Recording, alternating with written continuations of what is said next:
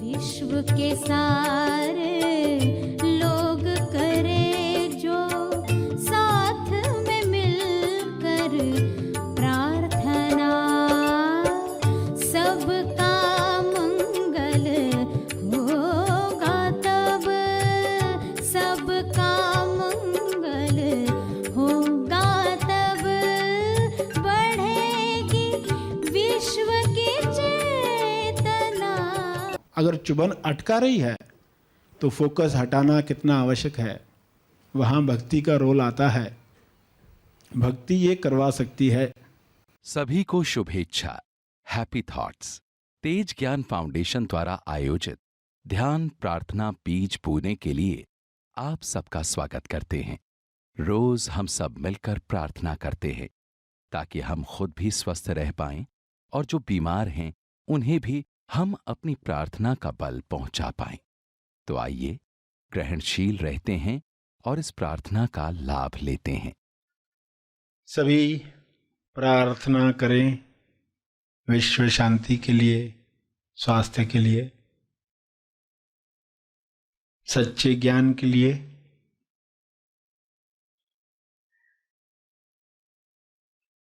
सभी आंखें बंद करें, सीधे बैठें, पूरे भाव के साथ प्रार्थना की मुद्रा में बैठें। हे परम आत्मा, परमात्मा, हे परमेश्वर, विश्व के सारे लोग सही दिशा में आगे बढ़ें। गलत दिशा बीमारियों की ओर ले जाती है, गलत दिशा गरीबी की ओर ले जाती है, गलत दिशा हिंसा की ओर ले जाती है। सबको सही दिशा मिले, सही दिशा के साथ सभी संतुष्टि भरा जीवन जिएं, परम संतुष्टि सबको मिले।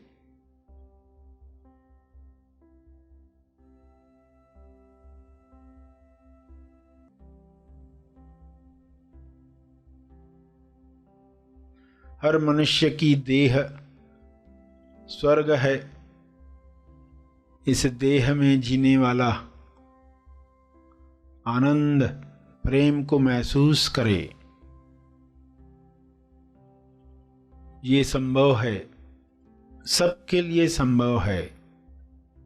पूर्ण ज्ञान मिलने के साथ ये संभव है। आध्यात्मिक ज्ञान पूर्ण ज्ञान है। सांसारिक ज्ञान, विज्ञान, आध्यात्मिक ज्ञान पूर्ण ज्ञान के साथ हर मनुष्य भाईचारे के साथ बांटकर प्रेमानंद मौन के साथ जिएगा।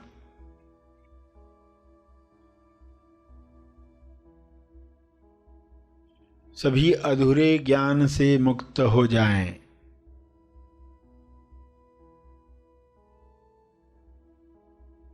सभी बीमारियों से मुक्त हो जाएं।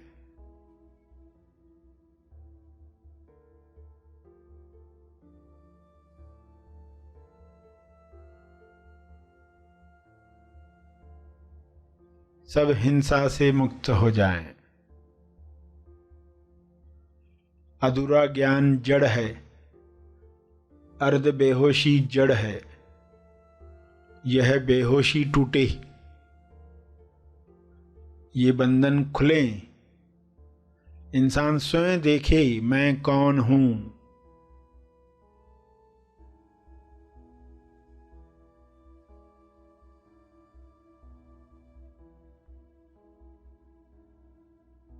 मैं कहां पर हूं,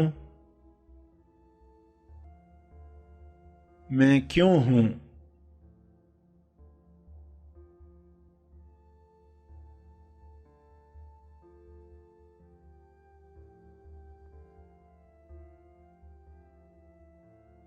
मेरी उपस्थिति सभी के कल्याण के लिए कैसे काम करे।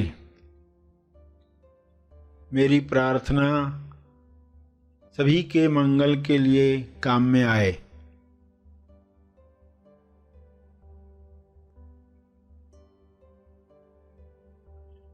सभी अपने स्पेस, टाइम और एनर्जी में आनंद महसूस करें और सभी स्पेस, टाइम और एनर्जी के पार के नक्शे पर खुद को पहचान पाएं, स्व अनुभव कर पाएं।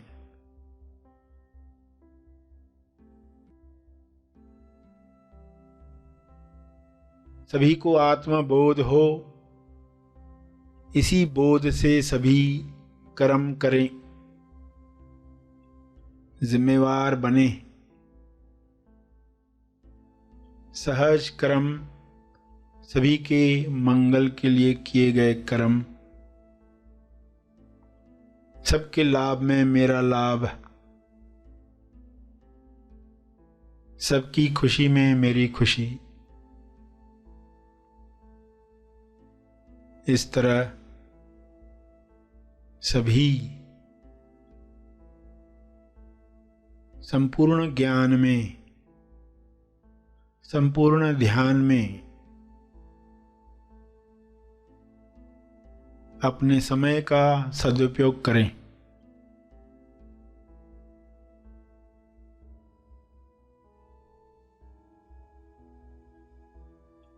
सभी को ऊर्जा मिले, सभी को स्वास्थ्य मिले।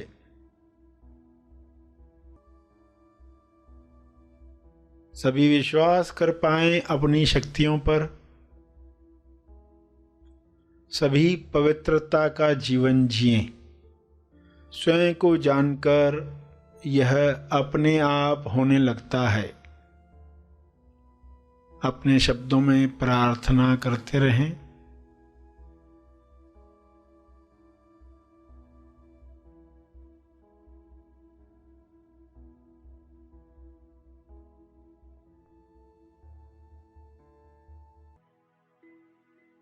अंत में अपने तप का बल अर्जित किया है आपने, ध्यान से, प्रार्थना से, समझ से। वह अर्जित बल सबको लाभ दे। इस शुद्ध भाव से तर्पण करें। सभी धीरे धीरे आंखें खोलें। आइए सब ग्रहणशील होते हैं एक चेतना संदेश सुनने के लिए। वो अलग से अलग जो है उसे प्राप्त करके उस यात्रा में चलते।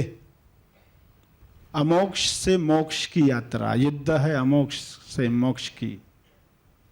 अब आइए संदेश के इस भाग में समझें कि मोक्ष प्राप्त करने में कौन सी शक्ति मदद करेगी और कितना समय लगेगा। समझना है कि ये मोक्ष हमें प्राप्त करना है तो कैसे करना है, कौन सी शक्ति हमें मदद करेगी और कितना समय लगेगा। इसमें कितना समय लगने वाला है।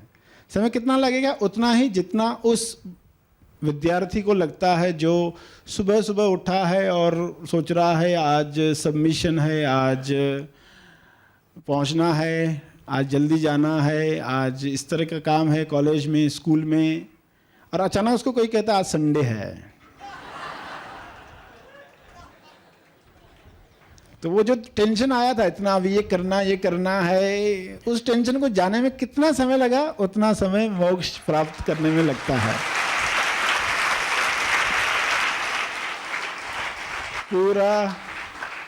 पूरा सेट विचारों का एक चल रहा था, एक सेट था पूरा विचारों का, ये विचार उसी में लगा था। अचानक से पता चला संडे है, पूरा सेट बाजी हो गया, नया सेट आ गया, पूरा नया सेट, सब नए विचार, नई बातें। Thanks God today is Sunday. तो सब कैसे बदल गया एक क्षण में। एक क्षण में पता चला मैं कौन, पता चला। और जो विचार कर रहा था, उन विचारों में उलझ रहा था, उन विचारों ने उलझाना बंद कर दिया। एक सेकंड में ऐसा क्या हुआ? हो सकता है उन विचारों से बॉडी पर जो पीड़ाएं प्रकट हुई थी, दुख की पीड़ाएं, वो पीड़ाएं अभी गई नहीं, क्यों? उनको जाने में समय लगता है। बॉडी को जो पीड़ा आई है उनको जाने में समय, मगर ये मुक्त हो चुका है, मगर ये मुक्त हो चुका है और उस मुक्ति से अब पीड़ाओं को देख रहा है। मुक्त अवस्था से शरीर की पीड़ाओं को देख रहा है। कैसे दिख रहा होगा? अनुभव करके ही जानना है। 1 मिनट पहले सोच रहा था मैं ये हाथ हूं, मुझे दर्द हो रहा, और एक समय बाद पता चला ये हाथ मैं नहीं हूं। अब वो पीड़ा को देख रहा है, उस कन्विक्शन के साथ देख रहा है, तब इसको मजा आ रहा है। ये कैसे फर्क आ गया? क्योंकि वो पूर्व अवस्था में चला गया। एक क्षण लगा मोक्ष में जाने के लिए, और एक क्षण लग सकता है माया के विज्ञापन से फिर से अमोक्ष में जाने के लिए, अगर समझ गहराई तक नहीं पहुंची है। तो पहली बार जब इंसान सुनता है उसको बड़ा झटका लगता है, और फिर वृत्तियां उसको वापस वहां से बाहर खींचती है, क्योंकि वृत्तियां जो बहुत सालों से बनी हुई है, बार बार उनमें ही जाता है। तो उन वृत्तियों से बचने के लिए भक्ति बहुत बड़ा रोल प्ले करती है। मोक्ष के लिए भक्ति का बड़ा रोल है। वो भक्ति जग जाए तो उससे बड़ी कृपा क्या हो सकती है, क्या वरदान उससे बड़ा हो सकता है, उस वक्त इंसान को नहीं मालूम। भक्ति जगी, उसमें क्या खास बात हुई, इंसान को लगता नहीं कुछ। मन लगने की क्रिया को अलग ढंग से अपनी भाषा में देखना चाहता है। लगे यानी ऐसा सा कुछ होना चाहिए, वो तो शरीर पर ही देखना चाहता। उसकी पहुंच सिर्फ शरीर तक है, मन की पहुंच उससे ज़्यादा है ही नहीं। वो देख देख कर शरीर ही देखेगा, इससे ज़्यादा वो देख ही नहीं सकता। उसकी दृष्टि जो है मंद है, बंद है, शरीर से आगे देख ही नहीं पाता। उसको कोई ऐसा चश्मा दे, दूर की दृष्टि मिले, दूरदर्शन हो, तो कुछ बियॉन्ड देख पाएगा। अरे शरीर के बियॉन्ड कुछ है, वो तो हमने देखा ही नहीं। तो वो कोई आँख का इलाज करे और हम आँख का इलाज करवाने दें, ड्रॉप्स जब डाले जाएं तो हम उसके लिए तैयार रहे। दो बूंदे मोक्ष के लिए। तो आपने देखा कि कैसे हमें मोक्ष प्राप्त होगा जब हम तैयार हो गए उस चीज़ के लिए, उस मनन के लिए, उस पठन के लिए, उस सेवा के लिए, उस भक्ति के लिए, श्रवण के लिए। तो ये बहुत आसान हो जाएगा। और फिर सवाल जो उठता है लोगों का कि इंद्रियां है, दृश्य देखती है, आवाज़ें सुनती है, अटकी जाती है, महसूस होता ही है शरीर, तो हम क्या करें? शरीर से डिसआइडेंटिफिकेशन होती नहीं है, शरीर के अलावा और कुछ दिखता नहीं है, क्योंकि इंद्रियां है। क्या करें? लोगों को तो बहाना मिल ही जाता है ना कि शरीर महसूस होता है, यानी अभी शरीर महसूस होना बंद हो जाएगा तो मोक्ष आएगा। तो जीवन में जो चुभन आती है, यानी जो घटनाएं दुखद लगती है, इंद्रियों की वजह से दुखद लगती है। तो हमारा ध्यान चुभन पर कितना हो। अगर चुभन अटका रही है तो फोकस हटाना कितना आवश्यक है, वहाँ भक्ति का रोल आता है। भक्ति ये करवा सकती है, वह माया से ध्यान हटाकर सत्य में स्थापित कर सकती है। तो चुभन यानी होने वाली घटनाएं, जब भी चुभन हो, घटनाएं तकलीफ दे, तो समझना कि पढ़ते वक्त हाथ को कुछ चुभन हो रही है, मगर अब क्या करना चाहिए, अब फोकस कहाँ जाना चाहिए। अगर अटका रहा है या फिर इसमें भाव जो है, उसके पीछे जो है, वो जानना। सिर्फ शरीर पर नहीं अटकना है। इंद्रियां है तो शरीर महसूस होगा ही, शरीर महसूस होगा, मगर वो बाधा न बने, वह भक्ति बढ़ाए।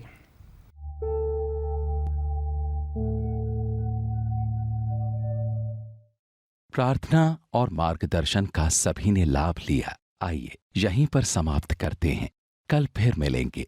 तब तक के लिए धन्यवाद।